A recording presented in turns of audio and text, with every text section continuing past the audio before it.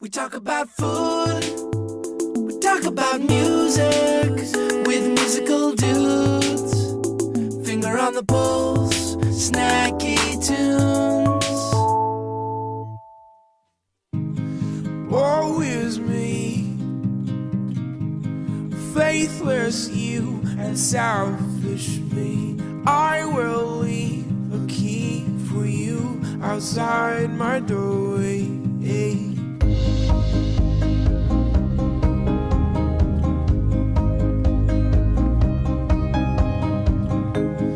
Woe is me,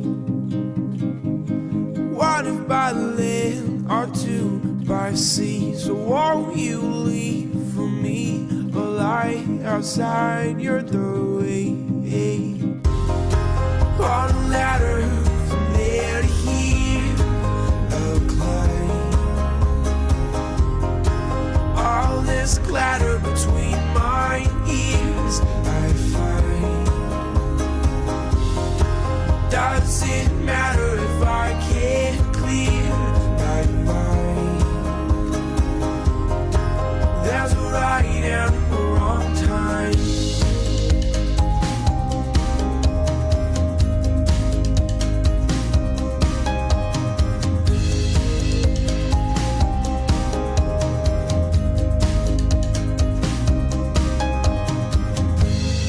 Woe is me,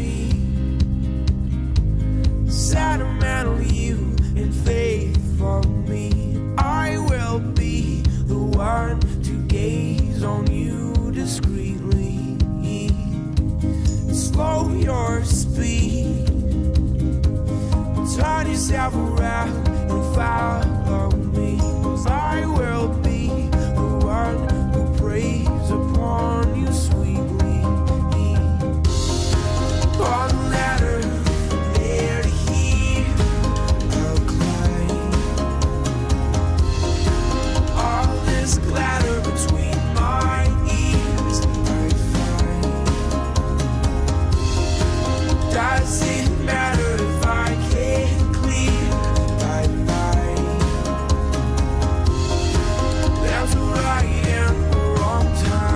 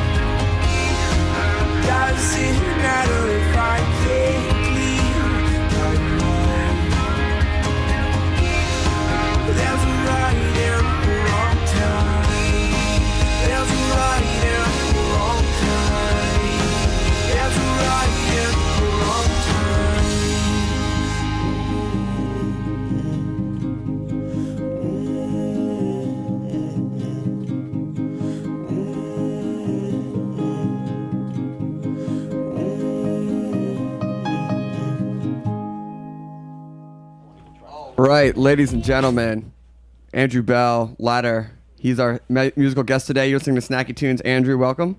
Thanks for having me. We are very excited, or I'm very excited because I'm finally back. Welcome back. Thank you. It was good. I had a lot of fun. I was just working with Richard Blaze on his new pilot for the Science Channel. I actually didn't know if I could announce that or not to people. Yeah, the goal is to get the word out. But technically it's still called Blazin', but I think we're going to change the name. That sounds pretty good. Yeah, I feel like, it was nice running the show by myself, and even though we have a packed studio today and we're sharing a microphone, this is like a much better, it has a much better feel to it. Anyway, Andrew, that was the same track that shares the title of your album. Correct. And Andrew and his will be joining us later to play some music. Yeah. But first up, we are very honored to be joined by the one and only Lee Schrager. From the Food and Wine Festival. Lee, welcome. It's great to be here. I actually couldn't believe that you agreed to do today since you just wrapped the New York Food and Wine Festival this weekend, which I'm sure, as the world of chefs go, probably ended only a few hours ago. For me, it hasn't ended yet. Oh. This will be it when I'm done with you guys today. Well, rolling in it. Well, Lee, congratulations. I heard it was a great weekend, great weather. It was everything we could have hoped for. But we're here today, and we will get to that eventually, but we're here today to talk to Lee about the cookbook that's coming out to celebrate, which I can't believe, the 10th anniversary of the South Beach Food and Wine Festival. For all those who don't know, well, Lee, why don't you tell us what the Food and Wine Festival is? Well, it's the nation's largest wine and food festival. It takes place on the beautiful beaches of South Beach the last weekend of February every year, and we're celebrating our 10th anniversary this year. Just started off 10 years ago, a group of friends and I, after seeing the Food and Wine Classic in Aspen. We attended that, and we thought, wow, what a beautiful setting in Aspen, and how even more beautiful it would be on the beautiful beaches of Miami Beach. And started off around a kitchen table and grew into the nation's largest wine and food festival that benefits Florida International University School of Hospitality Management. You have to love how so many great ideas start around a communal table of food and wine. Everything good that happens in this world starts off takes place around the table, and most likely around the meal. So, and maybe a couple bottles of wine. Always a couple bottle of wine. So, to celebrate the festival, other than, I think, every chef in the world coming to Miami this year, you were releasing a cookbook, which, after leafing through and reading about it, seems like it's a nice Epicurean walk down memory lane, if you will. It's really like a People magazine cookbook. I mean, that it was interesting when my publisher first saw it. I just saw it today, and when my publisher saw it last week, she said it's like a People magazine cookbook. If you've not been there, it really kind of walks you through 10 years of the festival. And if you've been there, it's like a commemorative, stroll down memory lane. Great behind-the-scenes photos and really great stories and great anecdotes from 10 years of the festival. I mean, the cover has Anne Burrell and Bobby Flay, to name a few, and then every page you turn to, either the recipe or the interview or behind-the-scenes picture, is a who's who of the chef world of the last 10 years. Eric Ripert, Anthony Bourdain, Rachel Ray.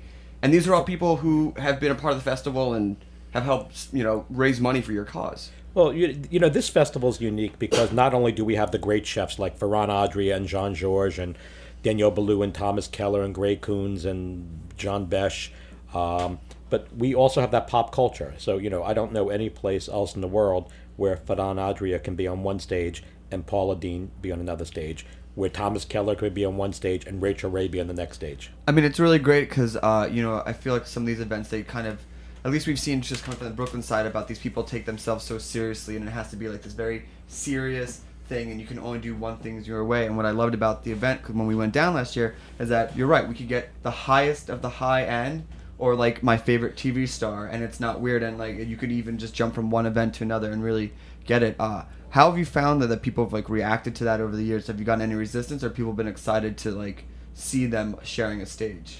Well, I think we have two different audiences, and I think that the people who want to see Rachel Ray and Paula Deen are not the same people that want to go to a Daniel Boulou or a Len Ducasse tribute dinner. And I think that the people who buy a $600 ticket for the dinner may not be going to the beaches on Saturday and Sunday in the Grand Tasting Tent and watching Rachel and Guy Fieri. But in a lot of cases, they are the same people. It could be the husband who's a great lover of the Food Network, and the wife who's a great lover of great wines and a wine seminar, and they're sharing it all together. So I always say to people, we have the best of both worlds: the classic chef and the pop culture chef. Awesome. Well, we're gonna play a song. It's one of our favorite from Tokyo Blues Club. It's called Favorite Food, as a little nod to the favorite foods this weekend. And then we come back, we're going to talk about the sweepstakes that you and Tasting Table are running for this event and for the festival this year. Perfect. All right, you're listening to Snacky Tunes on Heritage Radio Network. Roberta's just brought in some delicious pizza, and Barter House is our sponsor today. And we're pouring up a nice glass of red. It's the fall's coming, and I think summer whites are on their way out, and a nice fall red is on its way in. We are Finger on the Pulse, and this is Tokyo Blues Club.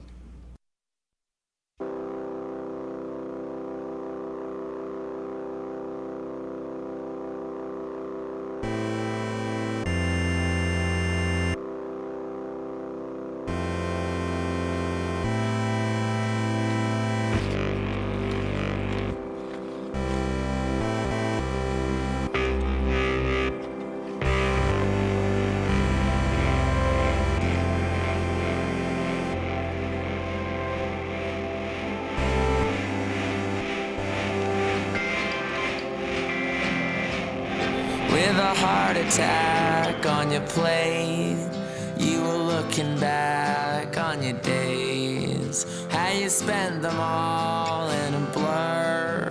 When they asked if you were for sure, let the sugar melt down your throat. 'Cause you know it's sweet getting old. With a lollipop and a roll, let the hospital be your home. 'Cause your knees are scratched and your eyes are black. Put a plaster there and I'll sign your cast. In the liner notes at the end, some familiar names in tiny print. On the cover page of the year, grainy photographs, greasy hair. But it's noon o'clock and you're still asleep. And your coffee's cold, your coffee's icy.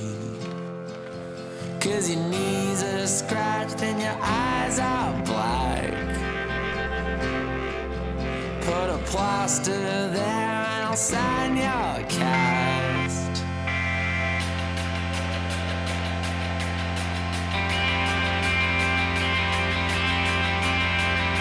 'Cause fact are facts.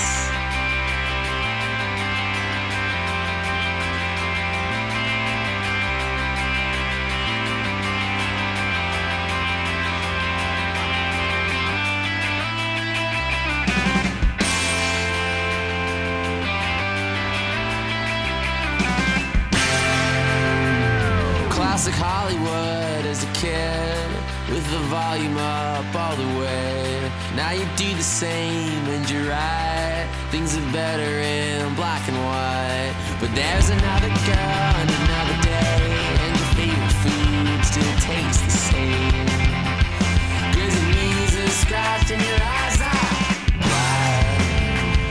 Put a plaster there and I'll sign your cast. We're the best and the brightest and the television's on. Have your seatbelt strapped and your helmet's on.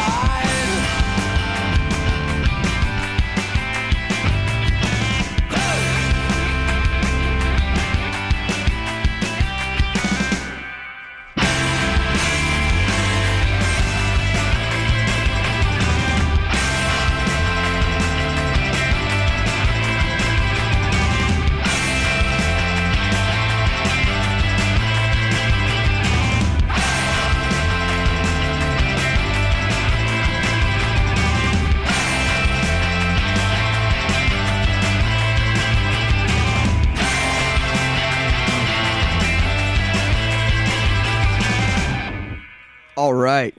Snacky Tunes here on Heritage Radio Network. I'm one half your host, Terry Diabolic, finger on the pulse. Never forget is chowing down on this sweet bib salad from Roberta's. And we are in studio with Lee Schrager, founder of the South Beach Wine and Food Festival and also of the New York Wine and Food Festival, which just wrapped this weekend. And Lee was happy to inform us that tickets for South Beach now on sale. Today, last night at midnight, I understand by 12:17 they had sold 600 Burger Bash tickets. 17 minutes into it. I'm sorry. 600? Burger Bash tickets. Burger Bash. Burger Bash, for those who don't know, is, I think it's the event. Let's just, that and Bubble Q. You know, this is the 10th year that we're doing Bubble Q, and we're actually retiring it this year. That's right. And we're going to bring it back as something else, and in a few years bring back Bubble Q. But it's a combination of our two favorite things, champagne and barbecue. And we've done it for 10 years, and we want to give it a break, and we'll recreate it. How fancy do people dress up for Bubble Q? Does anyone come in like a tux or anything like that? No.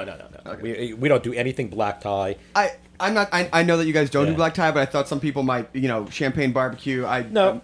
We say it's casual. It's on the beach. I mean, we get women wearing their Christian Louboutin or Manolo Blahniks, and I think the following year they don't wear them because they tend to ruin them on the sand. Right. Little sand, little barbecue sauce is not a good way to keep shoes. No, it's very casual the whole weekend, other than the tribute dinner, which we encourage jackets, but that's it.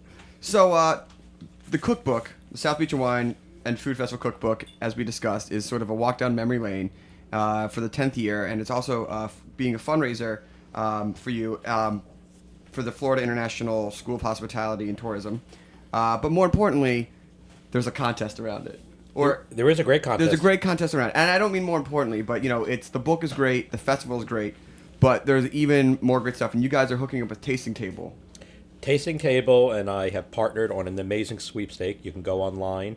I'm sure you can go to their website, which must be tastingtable.com, I'm hoping.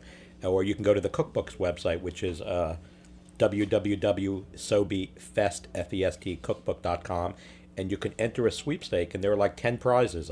One of them is a trip to South Beach for two with air, hotel, and all passes. There's a wine unit, there's a cruise, there's American Express gift cards, there's Riedel glassware. I think there are 2 cruises. So, I mean, there are 10 amazing prizes, but the number one prize is that trip to South Beach for two. Oh, I'm looking at it right now. We got Dom Perignon, KitchenAid, Allen Brothers Steaks, Riedel, Godiva, American Express, and it's tastingtable.com/Sobe, S-O-B-E, as well. What exactly do you win if you get the grand prize to down to Miami? It's a weekend for two for the South Beach Wine and Food Festival, February 24th through 27th. Airfare for two, hotel for 3 nights, and weekend passes. So it's probably a $7,000-$8,000 package. And a dream of a lifetime. And a dream of a lifetime, no doubt. So let's talk a little bit about the cookbook. There's a ton of great recipes. It's sectioned off into essentially how to plan the perfect dinner party of your favorite memories of the Food and Wine Festival. It starts with the cocktails and ends with desserts and everything in between, from apps to main courses and things like that. And as you were telling us before, you were involved in a lot of the editing and shooting of the book. How was the process? How did you cull down all these recipes to the ones inside this book? Well, we collected almost 500 recipes over the 10. We went back to every chef who's participated and got recipes from 98% of them. So, that was tracking down the recipes was one thing. Then narrowing them down into into chapters, breaking them down into the chapters that worked, and then picking the recipes that were really geared towards the home cook. A lot of chefs sent in recipes that were great, but surely not for the home cook. And this cookbook is really focused on, something that everyone could do at their home. And how many of these recipes were originally created for one year at the festival, or how many of these are interpretations of recipes that chefs made famous at their restaurants? Well, every burger recipe, every barbecue recipe, and every dessert recipe were done at the festival. Right. Some of the smaller plates were, some of the larger plates. There are exactly 100 recipes in the book, and probably 2/3 of them were actually prepared by that chef at the festival. That's fantastic. So I don't want you to play favorites, but I imagine that there are some recipes that you really enjoy from this book that you have cooked at home. What have you enjoyed making or think will transfer best to the at-home chef? Well, as I said, although I'm a chef by trade, I don't cook for a living, and I really tend to look for recipes that are simple and easy. I tested every recipe in Florida when we narrowed it down, and then I was at the photo shoot. It was actually done in our New York apartment, so I was there for everything.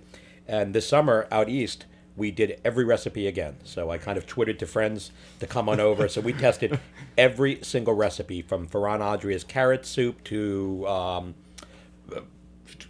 Pierre Hermé's cake, chocolate praline cake that he did. So I have tested every recipe 3 times, to make sure they're exactly as they should be.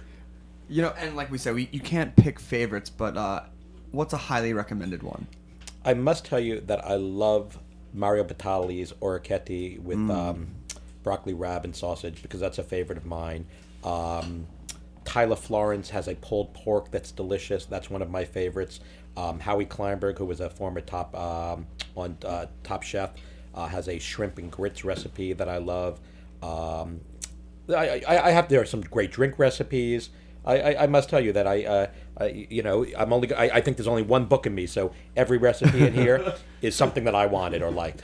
Well, there could be the 20th anniversary. Well, there could be, but I don't know if there'll be a cookbook. Right. And I know you brought up your Twitter. You actually are a pretty avid Twitterer. As I follow you about food and restaurants and things like that. What's your travel too? Travel, things like that? Yeah, we travel a lot. So. And it's actually been like a really great thing to read, like where you are. I'm like, if I ever get to that city. What's your Twitter so people could follow you? My Twitter is @Lee Lee _ Schrager, SCHRAGER. It's not @ I guess it's hashtag, right? Yeah. Hashtag Lee _ Schrager. All right, here's my question. If I ever get Lee in a room, I see you will be like, hey, does anybody have reservations for this restaurant? You are Lee Schrager. You are like king of food. How is it that if you can't get into these restaurants, who can?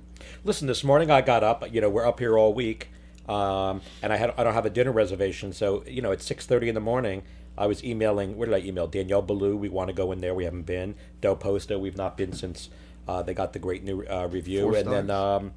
then new steakhouse that I heard about that I'd not been to. Right, that's my question. You have such access to these people. Who on Twitter is following you that can help you get there, and how do I get them to help me get reservations? A few weeks ago I wasn't even in this country. I think we were in South Africa, and I was twittering. That's what I'm talking about, yeah. I was twittering, and we couldn't get into this restaurant La Colonne.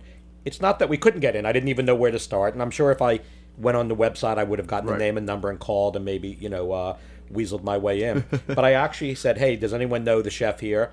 And you know what? Like within a half hour, I had a reservation at La Colonne in South Africa. Right. So, I think it's. I don't know necessarily it's because of what I do, but the food world likes to help one another. It's all about food. So when I see people twittering saying, "Hey, they're in Chicago and can't get into, this restaurant, True or Charlie Trotter," I try to help them if I can. I think people who really love food really love sharing restaurants and tips and helping people eat with other people who really love food. You don't ever want to raise a reservation or a tip on someone who might not enjoy the experience. No, it's like going out to dinner with a vegetarian. Yeah. Oh, Andrew. Oh. Listen, some of my great friends are vegetarians. I kind of don't get it, but I understand it. And with that, Lee, we want to thank you for coming on Snacky Tunes today. We have our very vegetarian guest, Andrew Belle, coming up next, who is enjoying a nice artichoke white pizza, which seems lovely. Oh, it is. And he looks much healthier than I do, so who am I to talk? Lee, let's do the whole facts right now. Website for tickets for South Beach?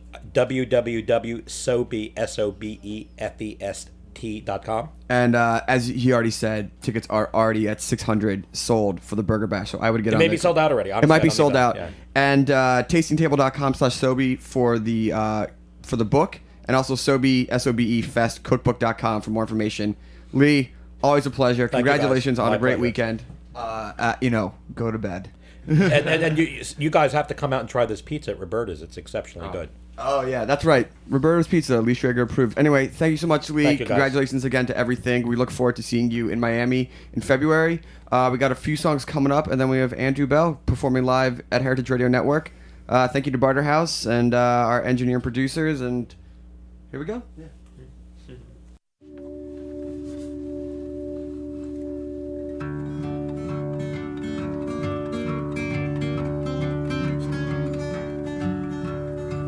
Start, stop, and start. Stupid acting smart. Flirting with the flicks. You say it's just for kids. You'll be the victim of your own dirty tricks. You got yourself to tease and displease. Swinging wide, you walked into high, looking at your feet, failure's complete. Saw you and me on the coin up TV, frozen in fear every time we appear. Not surprised at all.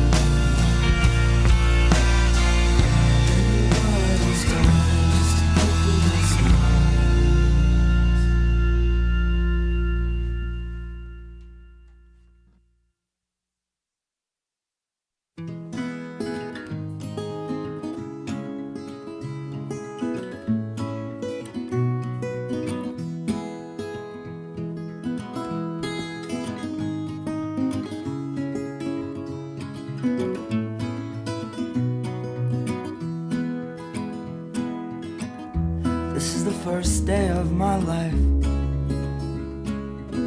I swear I was born right in the doorway. I went out in the rain, suddenly everything changed. They're spreading blankets on the beach.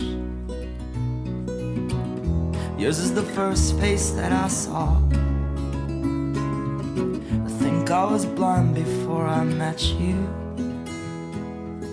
And I don't know where I am, I don't know where I've been, but I know where I want to go. And so I thought I'd let you know. Yeah, these things take forever, I especially am slow. But I realized that I need you, and I wondered if I could come home.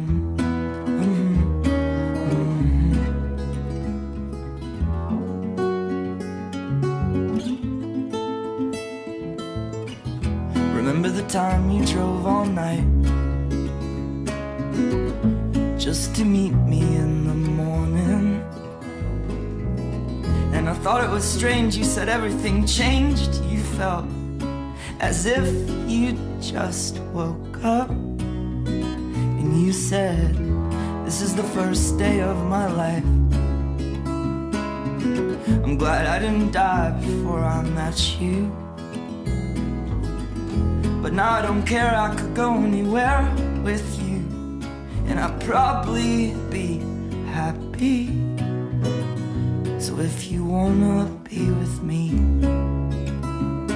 but these things there's no telling, we just have to wait and see.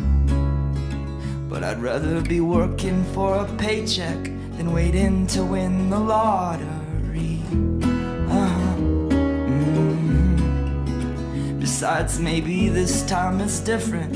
I mean, I really think you like me.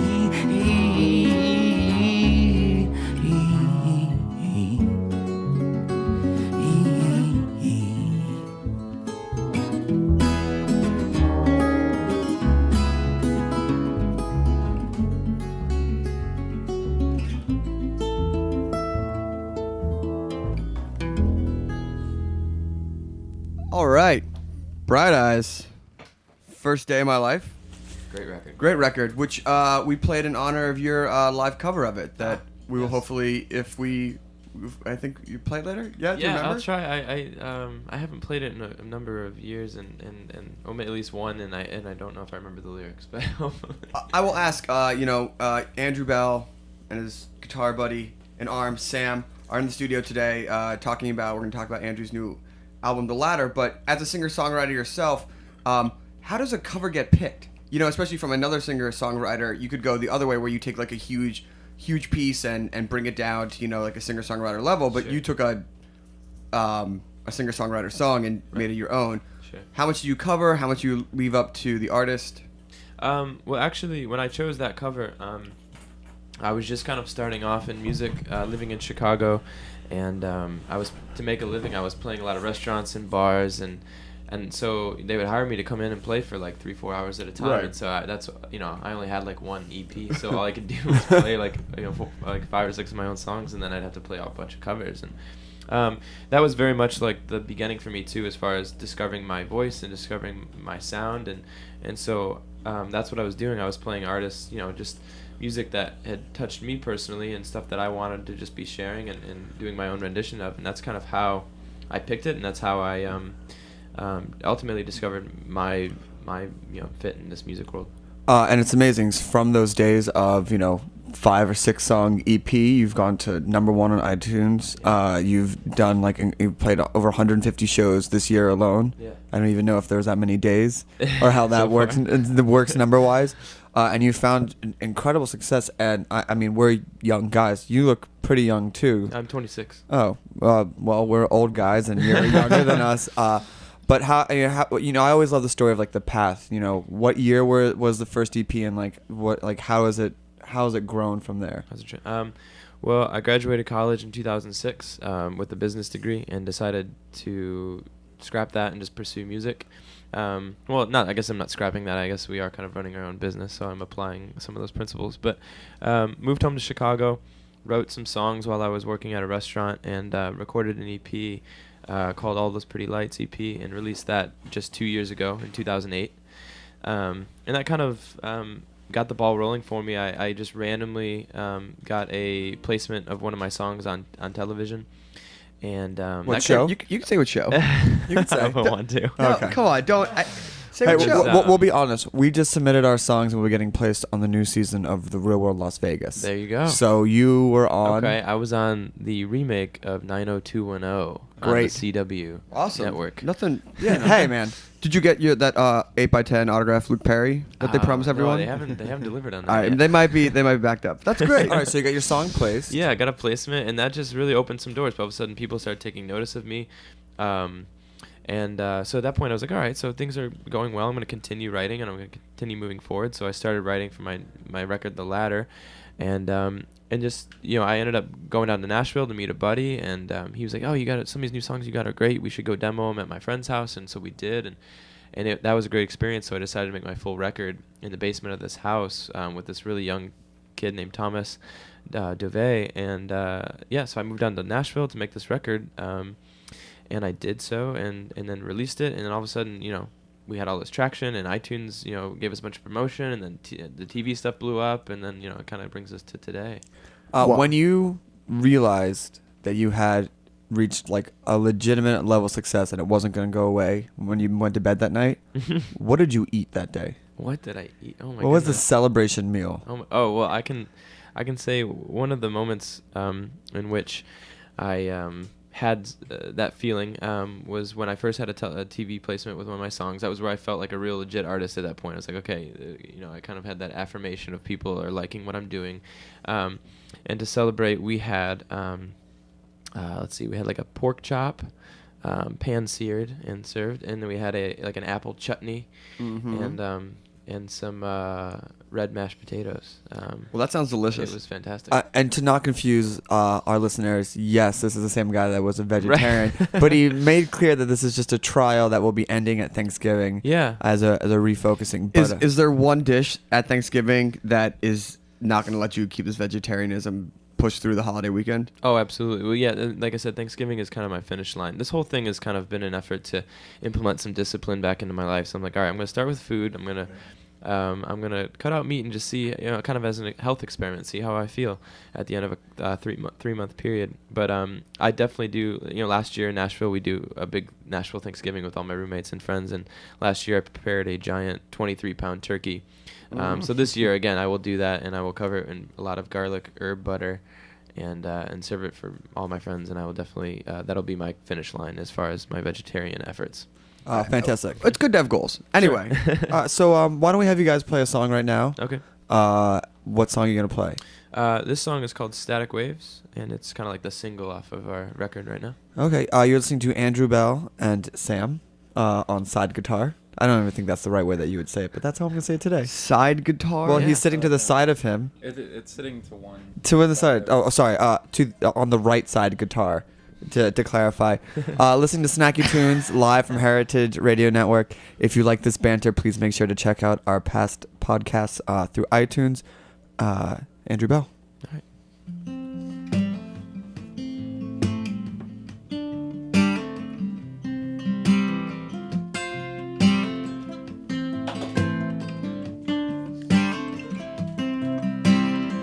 Walk out the steps from where I am to where I started. Tap my feet and close the door to your apartment. And I know you never can understand.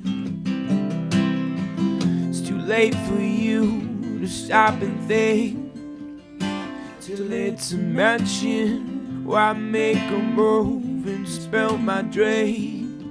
Here to break the tension, and I know you never can understand. So I try my best to follow if I can. Oh, but I would have let you leave. Oh, but I would have let you leave. Oh, but I would have let you leave. Static waves across the screen to find this notion back and forth and in between. Yes, like my emotion. Oh, I know you never can understand. So, oh, won't you slow this down if you can? Oh, and you swayed your hips and stole the breath, yes, that I was taking. I touched your lips and held your hands, oh, while they were shaking. Look how we fall upon our knees. Yes, how we forgotten these empty holes held our disease before we caught it. Oh, out the door and down the stairs. From your apartment, I would have let you leave.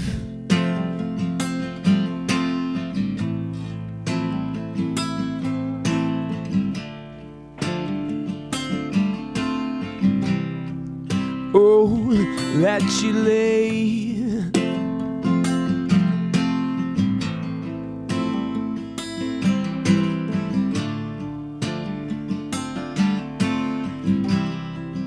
Oh, yeah, static waves across the screen define this notion back and forth and in between. Yes, like my emotion. Oh, out the door and down the stairs.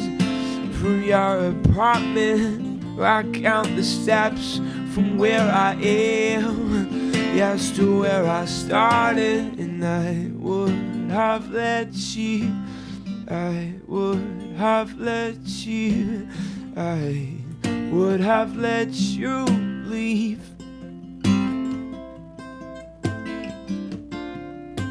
Or I would have let you lay. Or I would have let you leave. Woo! Woo! Thank you. Very nice. I can totally see your music being played at like a very sweet and tender moment of a show like 90210. Like, it's, Yeah, absolutely. it totally fits. That's I write these somewhat upbeat but yet melancholy type songs, and they definitely fit that whole like teen drama world, and so that's definitely what we've capitalized on. It's like, it's a little sad, but there's some sweetness and some hope in it, and like those wistful looks off to the future, Exactly. right? Montage, I'm gonna go with a little bit of a good, that's probably a good montage song too. Yeah, absolutely. That song I just played was on Grey's Anatomy this past spring, and that was a big deal for us. So That's awesome. yeah, it was great.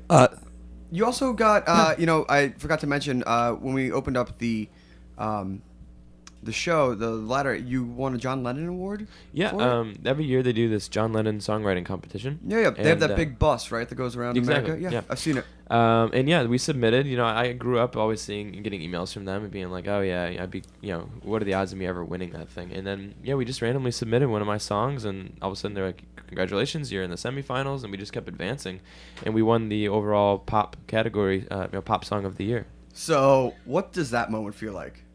Again, it just really validating and exciting, and just completely flattering to be affirmed like that amongst such talent and such established songwriters in a committee like that. So. Was there an event? No, actually, they literally just mailed me a bunch of prizes and a certificate. What type of prizes do you win for glasses? Just a bunch of like recording software and equipment. I got like Pro Tools and Reason and like a MIDI keyboard and all this stuff to basically create my own little demo And studio. Yoko Ono will come over and be, thanks for keeping my husband's name alive. Actual like tangible stuff instead of lavish money on an event. Exactly, yeah. So how did you and Sam hook up? How did you guys get together and start playing? About a year and a half ago. Actually, Sam, would you like to tell the story? You haven't really got to chat at all. I'd love to tell Yeah, the tell the story. story. So I had moved to Nashville recently in good faith and was playing for a different artist named Emily DeLoach. And we shared a bill with Andrew at a really random one at that in Chicago, and knew he was moving to town. So helped him move in. We had some brews and pizza after that. All good things happen around a table yeah, of food and booze. That's not a There lie. you go. So one thing led to another, and here we find ourselves. Yeah. So you both moved to Nashville on good faith. What is and I always have to ask food down there. What is like? What's the specialty? What do you go to? What do you miss from home? It's meat and 3, right? Yeah, that's the thing. Like, and since I moved there, I haven't really I've been on tour most of I've been living there for almost a year and a half, and I've probably spent about a year of that time on traveling on the road. And so Sam could probably elaborate better than I can, but I definitely going down there. I miss. I'm from Chicago. I grew up there, so I miss deep dish pizza. Right. I miss Portillo's Italian beef. I miss oh my gosh, there's Hot dogs, right? Chicago style hot dogs. Yeah. Oh my goodness. They're a barbecue city, not as much as Memphis, a couple hours away from Nashville, but I don't know, Sam, you found anything particularly great there? Indeed. It's I always say that musicians love to chill out when they get at home, and since it is a music town, it's tons of places to grab a brew or hang out with your friends. But definitely the gastropub idea is exaggerated there. That's true. But then also a couple of great kind of rustic French restaurants that I was actually down there for these two ladies, Las Paletas. There was like these. Oh, yeah, the popsicle ladies. Popsicle ladies. And I have miss that hibiscus popsicle. Oh yeah, and I have to say, if you've never I'm not a huge popsicle fan. In fact, I don't really know anybody whose favorite food is popsicles. Right. But the popsicles they make would move them up to the top 5 of foods. They beat Bobby Flay in the Throwdown. You know what? I was there for that. Were you there? Yeah, I used to produce Throwdown. Oh, that's awesome. So I was down there for Nashville. But we went down to Music Row, and but yeah, those popsicles are insane. Unbelievable. And they're the sweetest ladies. Yeah. Oh, I haven't met them, but I've been in there a couple times, and yeah. Right? You're like, how good could a popsicle be? Right. And then you have it, and you're like, oh, they can be this good. People come in with coolers, and they stock up 50, 60 at a time, and they go home and they put their in their freezer. And It's a special machine. It's a Paleta machine. Yeah. I don't know. It's the way freeze it. But anyway, so why don't we get into another song? We'll come back. We'll talk more about life on the road and food on the road and what you got coming up musically. Absolutely. What do you got next? What song? This is a song called "Oh My Stars." It's kind of in the middle of my record. My whole record, like I said, is a bunch of upbeat, sad songs, and this happens to be the one happy one, but it's a slower one. So I'm not sure why the paradox there, but. All right, Andrew Belle live on Snacky Tunes. Take it away.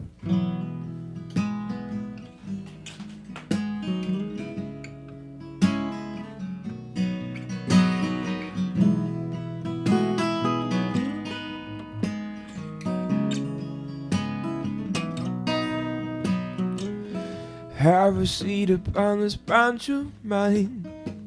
It's been a while, honey, I think I feel fine.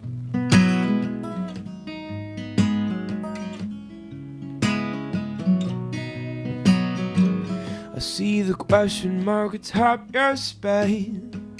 I've got a ladder, honey, won't you let me climb?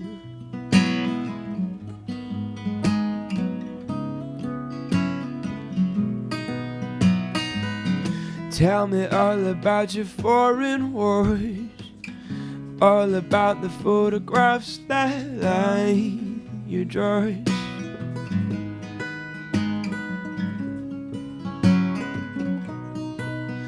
Cause I know a lot about closing doors, but not enough about what opens up yours.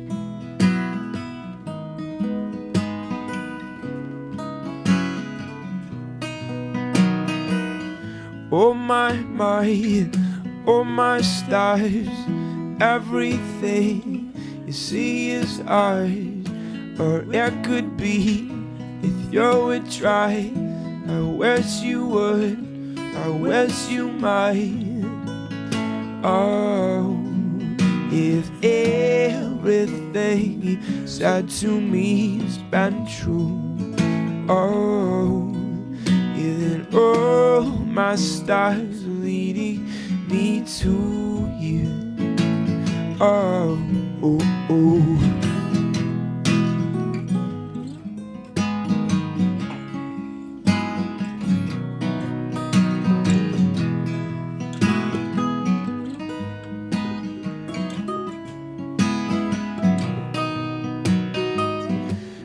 a seat upon this branch of mine. It's been a while, honey, won't you take your time?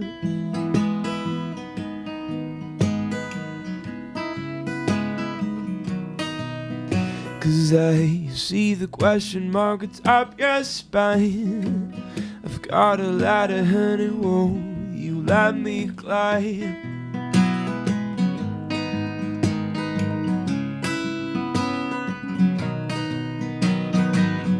Oh my, oh my stars, everything you say is ours. Or it could be if you would try. I wish you would, I wish you might. Oh, if everything said to me has been true. Oh, then all my stars are leading me to you. Oh, oh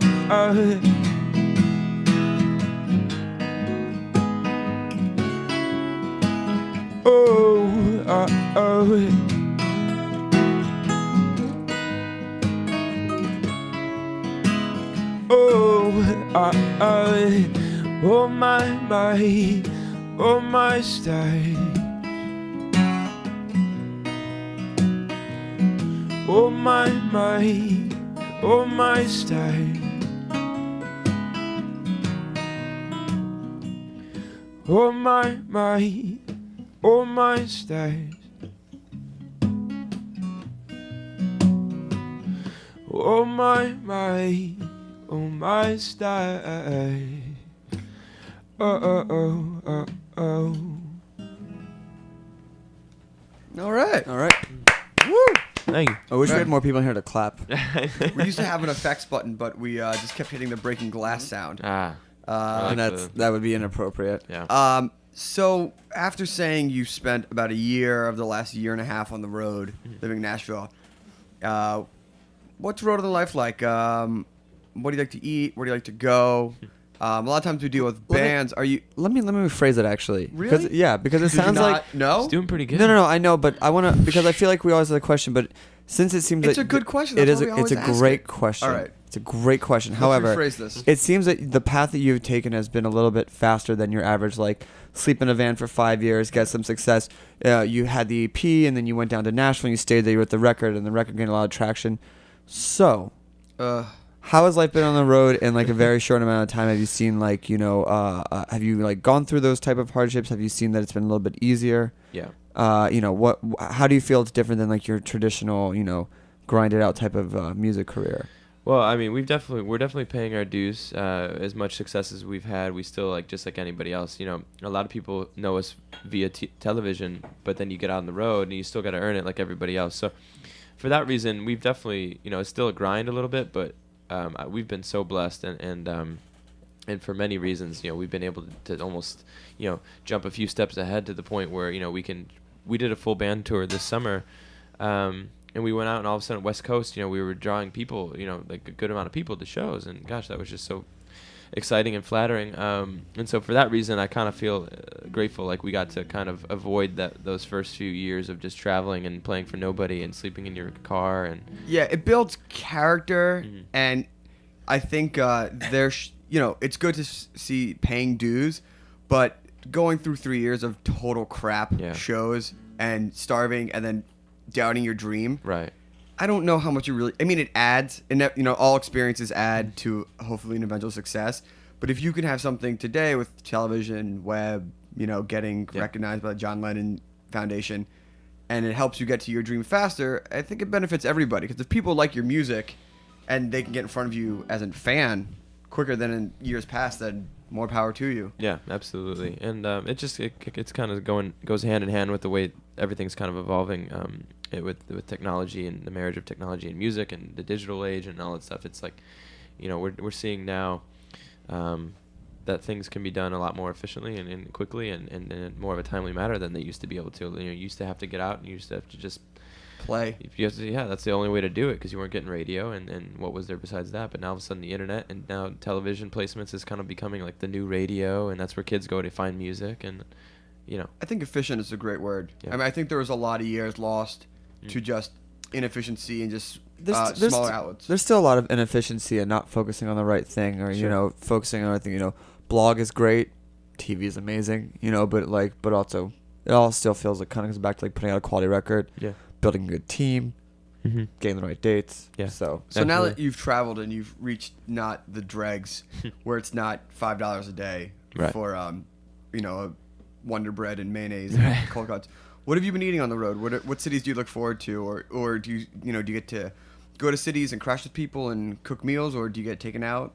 It just varies city to city. Like I said, on this particular tour, we've been traveling now for 2 or 3 weeks. No, we've been out for 6 weeks. Gosh, lose track. But this is the first tour I've ever tried to be vegetarian. Actually, I'm trying for vegan, which is really hard. Whoa. I know. Well, I'm cheating. Yeah, I'm cheating today. That's the thing. Allow me to say right now, today you did not meet your goal. I failed. We don't like to talk about failure. I failed yesterday. A goal was not met. I know it. Well, that's the thing. I'm such a foodie. Like, it's such a part of who I am, and I get to this point where we travel, and we get to experience all this stuff that people don't really get to do that often. I mean, traveling city to city to city. Yeah. Part of me cannot, as much as it's a great health thing, but like I can't deny myself the experience of indulging. Like you're eating on a show. You're at a show called Snacky Tunes. Yeah, it's about food and music, and we're serving you higher end pizza with a bottle of wine. Yeah. But we took Schrager. We took all the meat off the pizza. Right. Some of these had meat on it. And exactly. I said, so at my first goal is just vegetarianism. From there, if I can do vegan, sure, but I'm not going to beat myself up over it. So memorable meals. I mean, what have you? Anything that you're like can't wait to get back here? I always love the worst meals, to be honest. Today is just. So I'm just want to say we'll go both. We're twins. In a matter of semantics, the most memorable meal can also be your worst meal. Why is that? That's very true. Sam's nodding because nothing. Because you can't. Memorable doesn't have to mean a good thing. Oh, okay. Okay. Right. So we expanded the question. Well, this summer I think the best thing I ate possibly was in July. We were in Seattle. We had a day off, and we went down to this little whiskey bar and had ourselves a nice glass of whiskey. And then we walked right around the corner to this place called Serious Pie, where Tyler Florence actually had recommended the roasted chanterelle pizza. And I went in there and ordered it. It's kind of what I do. I literally have this list of. I watch the Food Network, I watch the Travel Channel, and I watch all these restaurants and all these places that they just rave about. And I formulate a list because I'm like, gosh, well, I'm going to be in this city, in this city, in this city. So, Serious Pie roasted chanterelle pizza was on my list, and I crossed it off in July, and it was probably the best thing I ate all summer. Fantastic. Where are you going to eat in Brooklyn or New York now that you're here? That is a great question. All of a sudden, last night we stumbled into this little Italian place and made friends with the owners, and I gave him my record, and they it's called Di Marino's over on Times Square, and he told me to come in tonight for a dinner on him. So I think that's where we're headed tonight. Yeah, also it's like all meals will be trumped by a free meal. Yeah, that exactly. Is the musician's right. And let's get to the second part of the question. Worst meal? We don't have to use names, but you can just say where was the most god awful. Just wish you had just stayed hungry. Can you think of any? Well, there was some where you're just completely starving, and you get the opportunity to eat something, and it's like a generic. Was it Whataburger? No, that is a delicacy amongst itself. You guys ever been to a Whataburger? I have when I was living down in Austin. Okay. As bad as fast food is, like every once in a while, it fulfills. Yeah. Some part, it's just the monotony of it, but exactly. I would say once every few years when I get stuck in an airport and I'm just so hungry. I know. You go, all right, what can we get? And like, you're like at some point, like if you get the right combination of whatever sauce and mystery meat and what have you, it's fine. It usually doesn't taste like anything, to be honest. It usually like like it just doesn't salt. taste like, it's salt. Yeah. Salt and fat, moist ball of sodium. Yeah. You're like, oh hey, this is sustenance. Yeah. So Andrew and Sam, we want to thank you guys for coming today. Thank you. You're in New York. Are you shows information? Yeah. We just got in last night. Tomorrow night, we're on the road right now, opening with the direct support for this guy, a singer-songwriter from Los Angeles. His name is Tyrone Wells, and we're on tour with him. We've been out for a little over a week now, and we've got about 5 weeks left. Pretty much hitting every major market in the country. Tomorrow night, we are playing the City Winery in Soho. That's great. It is sold out, but. I'm sure we'll be back at some point. It's that awesome. venue is amazing. We actually, our good friend Sarah, through the Fool's Gold party down there. The back area is amazing. The indoor area. You're playing the stage, I Yeah, imagine. yeah. I will say this: it's a classy place. It's classy. and you feel classy. You feel Well, no, because like you guys brought your bow ties, right? They have a nice little menu, and they have good wine, and you go in there, and you're like, huh, yeah, like oh, this isn't some like 2x3 green room. yeah. That's who knows what's stained that couch. Yeah, exactly. We're very, very excited. You know, on this tour, we're getting to play with a guy who draws a lot of people, and so we're getting exposure with, large audiences that we normally haven't worked our way up to yet. So it's been great. So you're just playing City Winery? Yes, just City Winery, and then we head to Boston on Wednesday. Oh, we're in Boston. Cafe 939, connected with Berkeley, and Oh, yeah. Philadelphia after that, World Cafe. Well, that's where that's we're the from best. Philadelphia. Oh, great. I'm going Uh, there tonight for the Flyers opening home game. Oh, nice. If you're nice. in Boston, one of my favorite burrito places is Anna's Taqueria. Okay. Got me through college. Yeah. And you can get the vegetarian one, and they do chopped vegetables. It's not just like rice and beans. Perfect. So Anna's Costeria? Anna's Taqueria. We'll write it. Anna says in the spice, like Anna's. No, Anna's, as in Like my friend Anna. my friend Anna has a taqueria, and it's delicious. But I do like that, Annis. And that would be an odd MySpace, Indeed. MySpace, Twitter, website. Yeah. MySpace.com/Andrew Belle. It is BELLE. Sometimes people forget the E. Facebook, we're on there. Twitter, we're on there. AndrewBell.com. I've been actually blogging, photo blogging this entire tour with my Hipstamatic. It looks iPhone app. awesome. Thanks, man. It looks really. I was looking at it today, and I was like, "Oh, this looks really cool." Yeah. It's amazing what you can do with the iPhone. Tell and me an about app. it. I know. Anyway, thank you. And the album, where can I get it? iTunes right now is the best place to grab it. It's $5.99, and it's called Oh. The Ladder. And Beautiful. it was number one. Yeah, number one on the songwriter charts. And on I would iTunes. say, for getting up and doing work this morning, a very nice way to ease into the work week. Thank you. So Andrew, what are you taking us out with? Well, I think since I don't want to embarrass myself and forget the lyrics of the Bright Eyes cover, I think I'll just play the title track of said record. Beautiful, Is that full cool? circle, right? Yeah. Let us the let's acoustic. give thanks. Thank you, Lee Schrager, for coming. Let's get hey. In anticipation of breaking your vegetarian streak and Thanksgiving, let us give thanks. Lee Schrager, for Always a coming in. pleasure. Always a pleasure. That guy is great. Hopefully, he has made it back to his apartment and he is Oh sleeping. no, he was on the way to a meeting. Oh, hopefully he's out of that meeting or into that meeting. Big shout out to our Jack Inslee and RecTech for making us sound good. Thank you to Robertus for this delicious Yes, meal. yes. And Barter House. And Barter House. Red Legit wine. wine. Legit wine. You heard it here first on Snacky Tunes. Barter House, legit wine. Never disappointed when I open a bottle. Not just because it's there. All right, Andrew, Sam, take us out. Oh, and shout out to Seth. Oh, yeah. Because Our the manager, PR person never gets the credit that's due. I know. Seth, thanks for helping set this up. We really appreciate it. This has been a great episode. And happy birthday, Dad. There you Happy go. birthday, Wow. Dad. That's a lot. Take us out. Alrighty.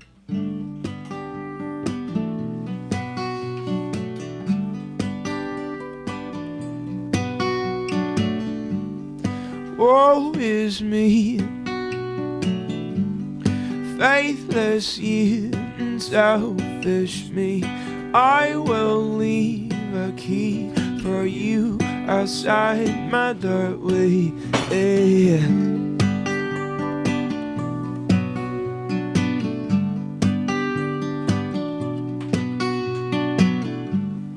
Woe is me, wanted by the land or two by sea. So won't you leave for me a light outside your doorway? On a ladder from there to here I climb. Oh, this clatter between my ears I find. Does it matter if I can't clear my mind? There's a right and a wrong time.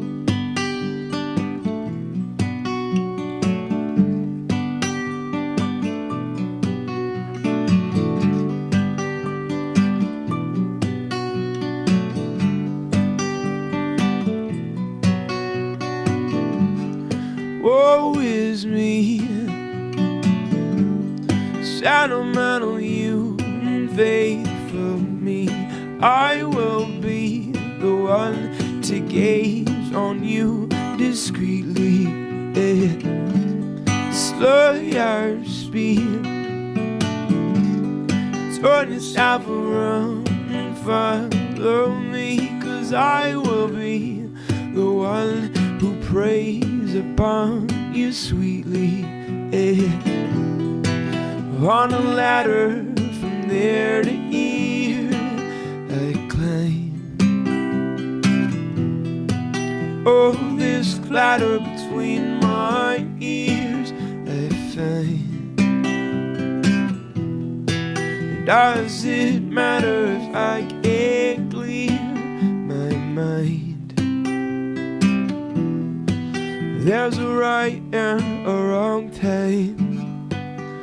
Oh, oh, oh, oh, oh, oh, oh, oh,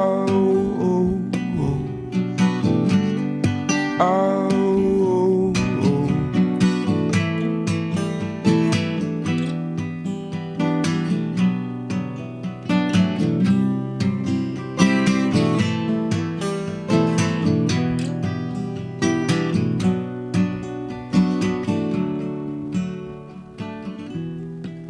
On a ladder from there to here I climb.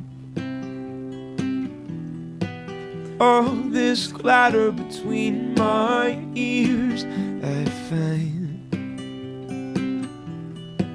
Does it matter if I can't clear my mind? There's a right and a wrong time. There's a right and a wrong time. There's a right and a wrong time. Oh, oh, oh,